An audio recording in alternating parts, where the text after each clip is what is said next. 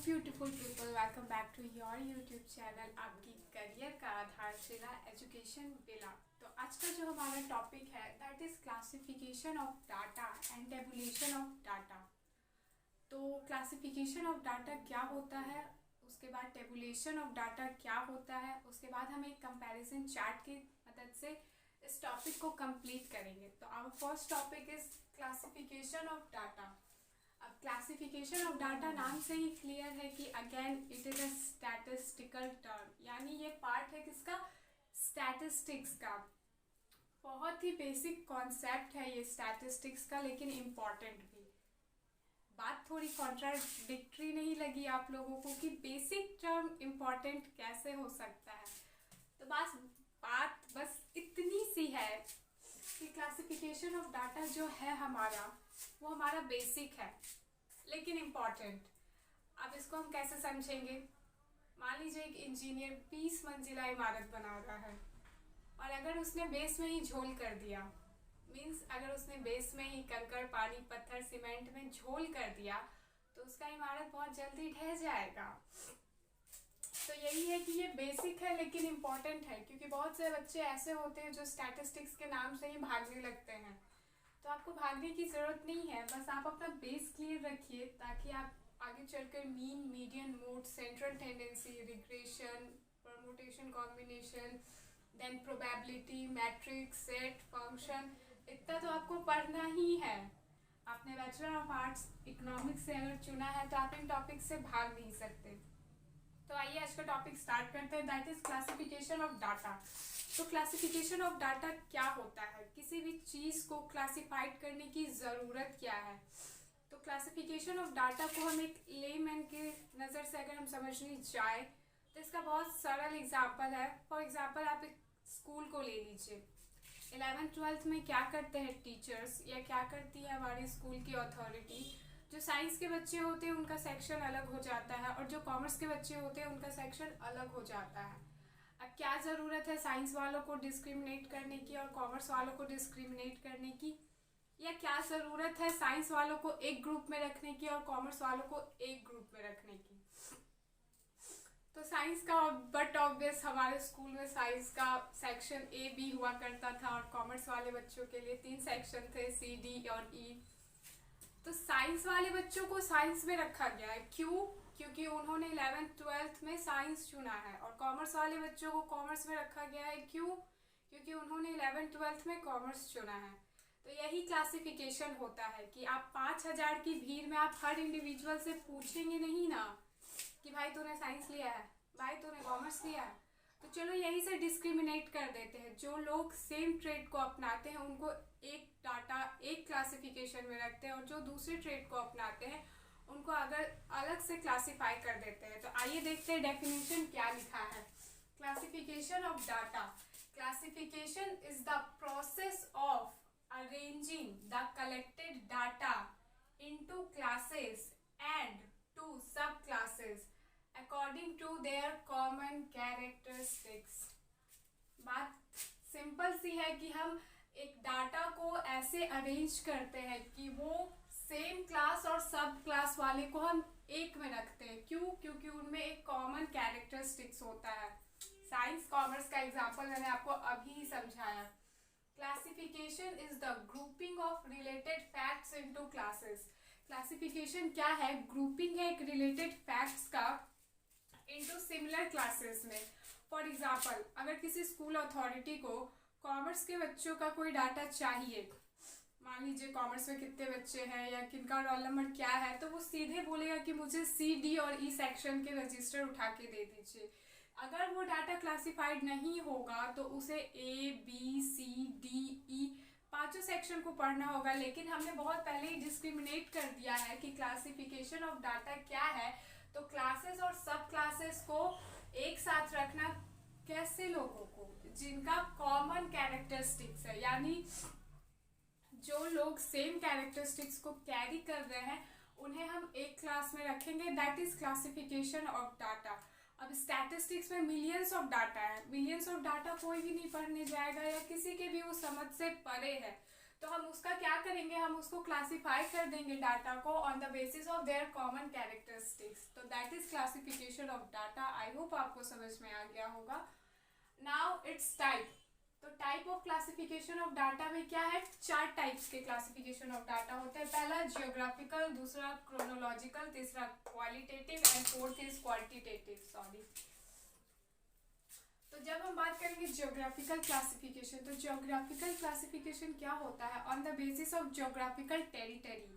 Means India में 29 states है और हर स्टेट की सीमा किसी न किसी स्टेट के बगल में जाके लगती है। That is known as geographical classification. अब जियोग्राफिकल क्लासिफिकेशन क्यों इम्पॉर्टेंट है, तो जब हम बात करते हैं जियोग्राफिकल क्लासिफिकेशन की, तो ये इम्पॉर्टेंट इसलिए है, समझिए एग्जाम्पल से। ये इम्पॉर्टेंट इसलिए है क्योंकि अगर सरकार को पता करना है कि सबसे ज़्यादा चावल किस स्टेट में हो रहे हैं इंडिया के, तो वो जियोग्राफिकल वाइज जाएगा।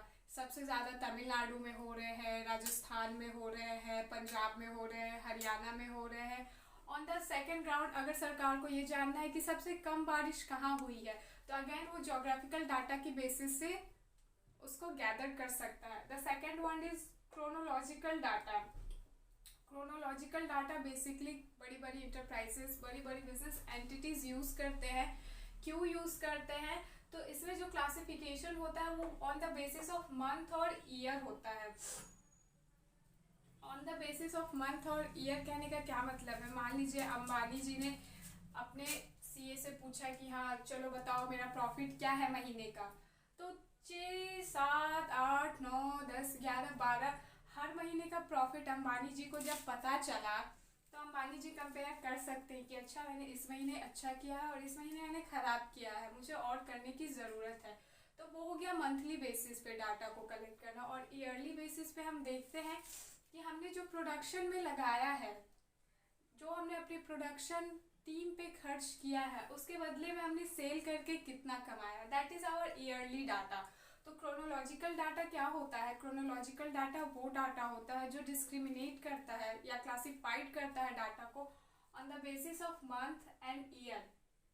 And when we are talking about qualitative data, तो ऑब्वियस सी बात है क्वालिटी की बात कर रहा है। मैंने बहुत पहले अपने वीडियो में आपको क्वालिटी और क्वांटिटी में डिफरेंस बता दिया है। अगर आपने नहीं देखा है तो आपसे एक रिक्वेस्ट है कि आप जाके वो वीडियो चेक कर लें। फिर भी मैं एक शॉर्ट ब्रीफ में बता देती हूँ कि क्वालिटेटिव डाटा क्या होता है। क्वालिटेटिव डाटा एक ऐसा डाटा होता है जो क्वालिटी पे डिपेंड करता है। क्वालिटी क्या होती है, किसी की ऑनेस्टी उसकी क्वालिटी होती है, किसी की स्मार्टनेस उसकी क्वालिटी होती है, लुक्स क्वालिटी होती है, हेयर कलर क्वालिटी होती है, मेल और फीमेल, दैट इज क्वालिटी।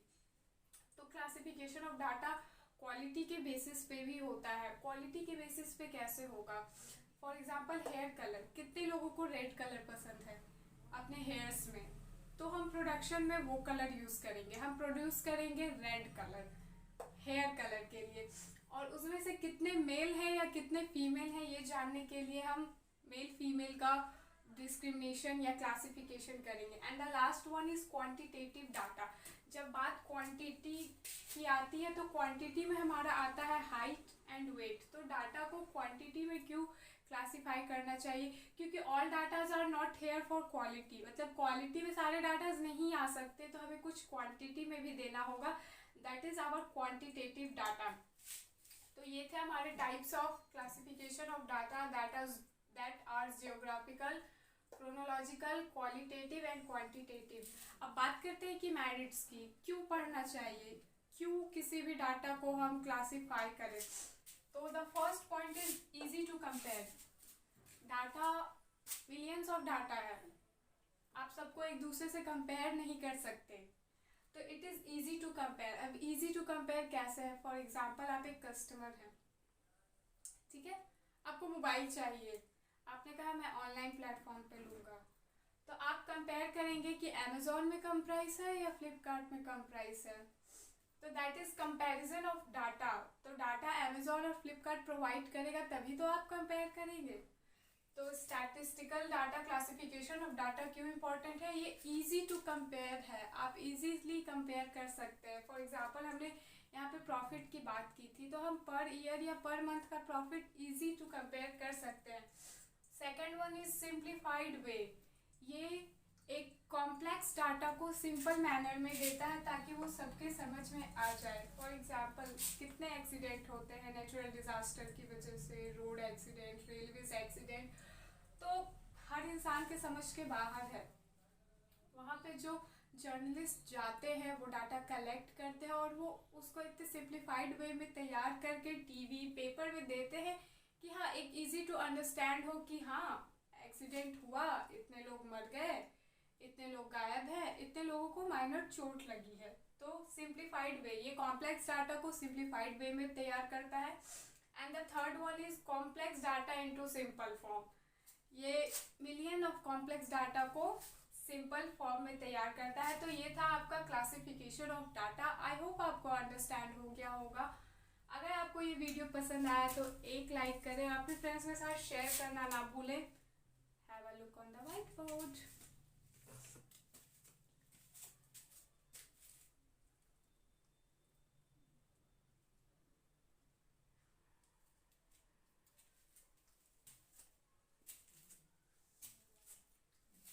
अगर आपको इस टॉपिक से रिलेटेड नोट्स चाहिए तो आप मुझे मेरे इंस्टाग्राम चैनल पे भी फॉलो कर सकते हैं, that is education villa official. And अब हम बात करेंगे टेबुलेशन ऑफ डाटा। तो अगर आपको ये लिखना है तो आप वीडियो पॉज करके लिख सकते हैं।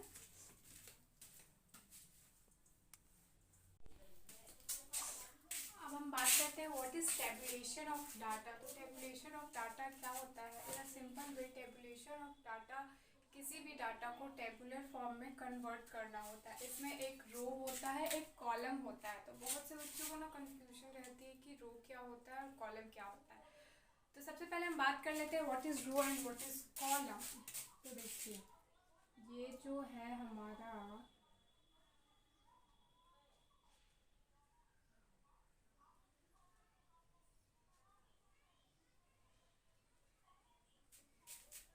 ये है हमारा रोज।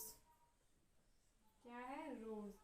रो 1, रो 2 एंड रो 3। तो रोज क्या होता है? जो हमारा हॉरिजेंटल डाटा होता है, यानी जो ऐसे बेस पे ऐसे आए, left to right, that is rows. And what is columns? Columns हमारा होता है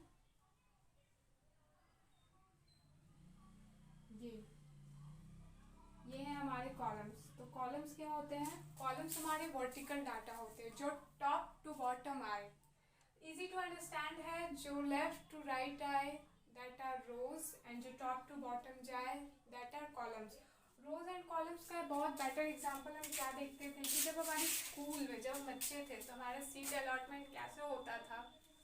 एक क्लास है, 4 रोज हैं, तो मैम क्या करती थी? रोल नंबर 1 2 3 4, 1 2 को फर्स्ट रो में, 3 4 को सेकंड रो में, 5 6 को थर्ड रो में एंड 7 8 को फोर्थ रो में बैठा देती थी। तो मैम क्या करती थी कि बैठाती तो रो वाइज थी, लेकिन जब रोटेशन का प्रोसेस आता था तो वो कैसे होता था? वो कॉलम वाइज होता था। जो बच्चे फर्स्ट रो में बैठते थे वो सेकंड रो में नहीं आते थे रोटेट होके, वो कॉलम वाइज पीछे पीछे पीछे पीछे पीछे देन अगेन आगे। तो यही एक सिंपल तरीका है रोज एंड कॉलम को जिंदगी भर याद रखने का कि आपके भी स्कूल में आपको रोटेशन में बैठाया गया होगा और आपको रोज अलॉट किया गया होगा।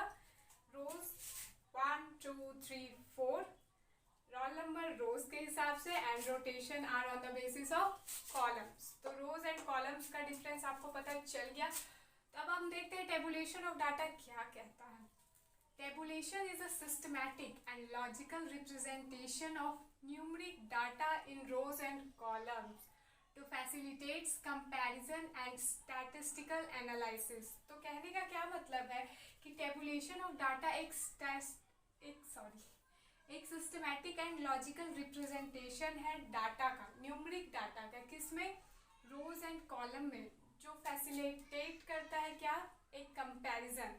तो हम डाटा उसको रोज एंड कॉलम्स में लिखते हैं ताकि हम उसे इजीली कंपेयर कर सके न्यूमरिक डाटा को, by bringing related information close to each other and helps in statistical analysis and interpretation।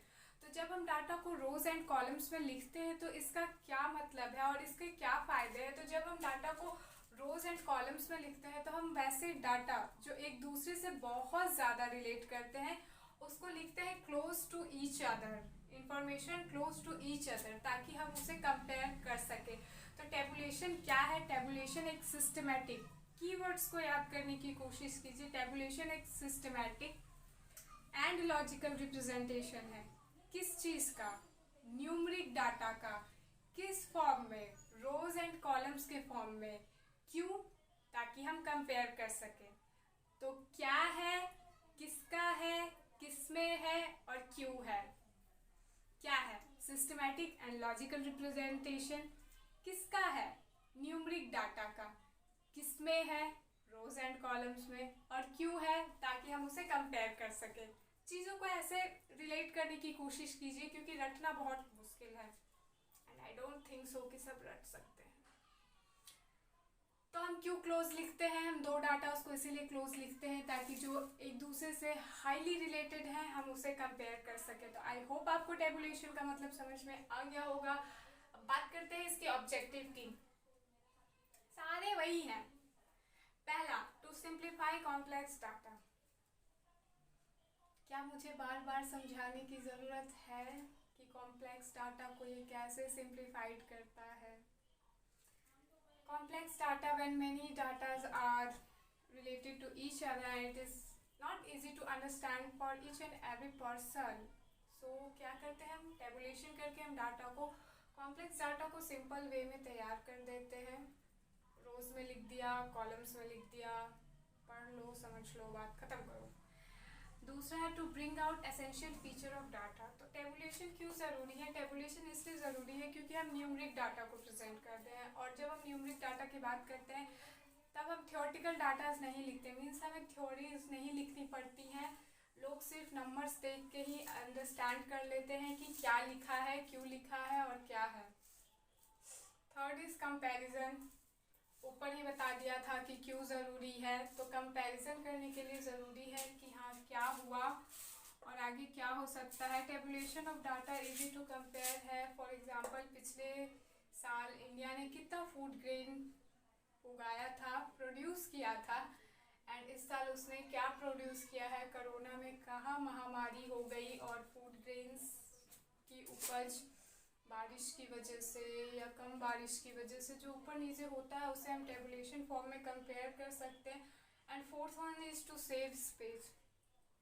जब हम चीज़ों को थ्योरी में लिखते हैं तो हमें बहुत सारे स्पेस की ज़रूरत होती है, क्योंकि हमें वो हमें वो line wise line, paragraph wise paragraph लिखना पड़ता है। बट जब बात करते हैं हम टेबुलेशन डाटा की, वो न्यूमरिक फॉर्म में होता है।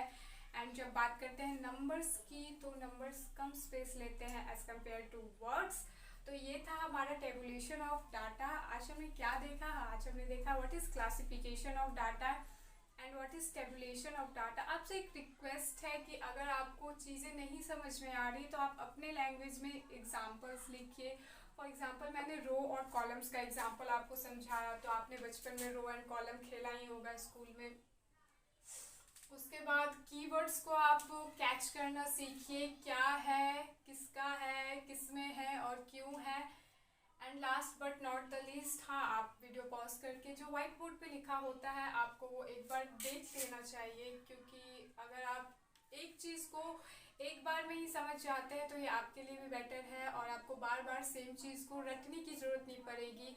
When it comes to understanding, you not need to learn, और आपको रट्टू बनने की ज़रूरत नहीं है। सो आज के लिए बस इतना ही। Thank you for watching. अगर आपको मेरा वीडियो पसंद आया तो प्लीज़ एक लाइक, शेयर और सब्सक्राइब करना ना भूलें। Thank you for watching.